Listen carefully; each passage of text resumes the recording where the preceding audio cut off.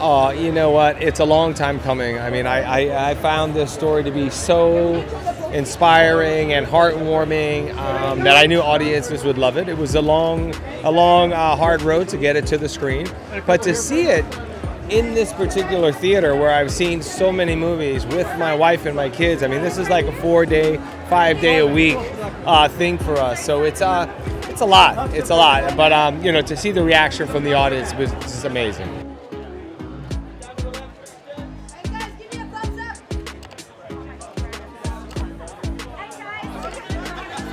As an aspiring athlete, you know, as a dad, as a guy who's an animal lover, you know, as a guy who's always wanted to and kind of model his life as an athlete my entire career, many things.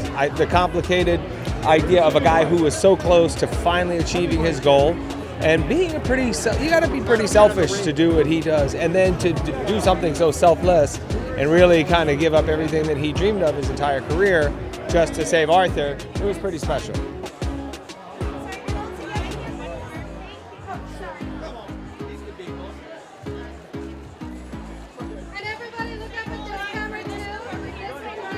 Phenomenal. We all knew that we were playing second fiddle to Yukai. He's a star, but to see what kind of emotional connection we had in all of those moments. I mean, she is an amazing trainer who could like really get him to do all of these different things, but to connect on an intimate level emotionally the way that we did when the real race starts for me, which is getting him to safety, getting him the help that he needs, you know, the medical attention. That was a different thing. And, you know, you can either do that or you can't. You can't fake that sort of stuff. Just remember, Michael, this race doesn't define you. I raced for 19 years. This is my last chance to win.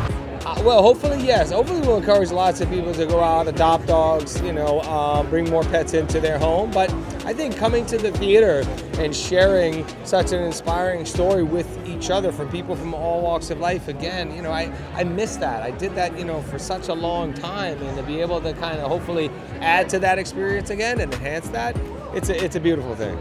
Really, it's a special day for me. I got a little emotional. Team Broad Rail has traveled over 200 miles and they've found a companion. Daddy has a dog? What have you done? We brought them to our press event, and my dogs are so out of control. Except the one who's mostly out of control all the time, she was the best behaved and really made a connection with Yukai. I feel like it's one of those movies that based on the name, you don't know a lot about what it is, but I've seen it a few times now, and just watching it in the theater with the crowd of, you know, just like a full house, it was such an incredible feeling. I mean, you know, moments where there's not a dry eye in the audience and everyone is just absolutely completely quiet, you know, compelled by what's happening on the screen. And I think it's one of those movies, you know, it's an incredible film, it's exciting, but it's also, you know, it's about hope and friendship, and maybe the greatest friendship of all between man and dog. And I'm very excited for people to see.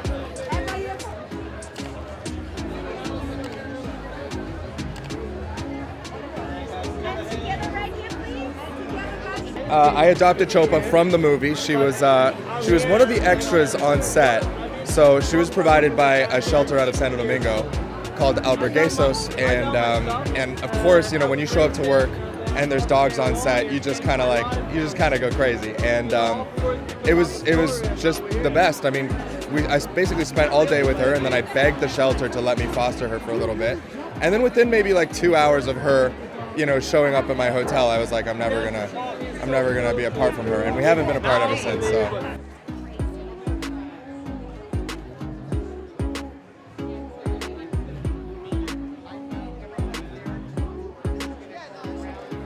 Yeah, well, Leo, I think, starts the movie off as someone who is looking out for himself. You know, he's a travel and like extreme sports influencer, and so a lot of a lot of that life is like finding the sponsorships, making the content. It's all me, and so he's kind of learned to be selfish by design, and especially because he was Michael's teammate, you know, 3 years ago, and things didn't turn out that well.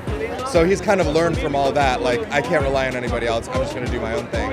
And, you know, Michael approaches him 3 years later and is like, hey, I need you, we got to race again. And he very reluctantly is like, all right, I don't know if I trust this guy, but I'm getting back into it. And I think over the course of the movie, you know, in the same way that Arthur really affects Michael, I think Leo's touched by that too. And also just, you know, being in that kind of team environment. I mean, I grew up, like, I was an athlete in high school, and it is something really special to be a part of a team and to be working together towards a shared goal. And you know, I hope that our movie captured that and those two elements of you know, just coming together, teamwork, and also friendship.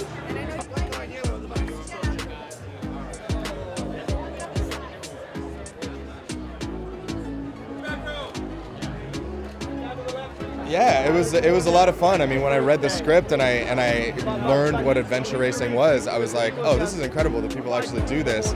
It's like a, you know, hundreds of mile trek and bike and hike and canoe and kayak, you know, through everything, and some of the craziest, most treacherous conditions you can imagine.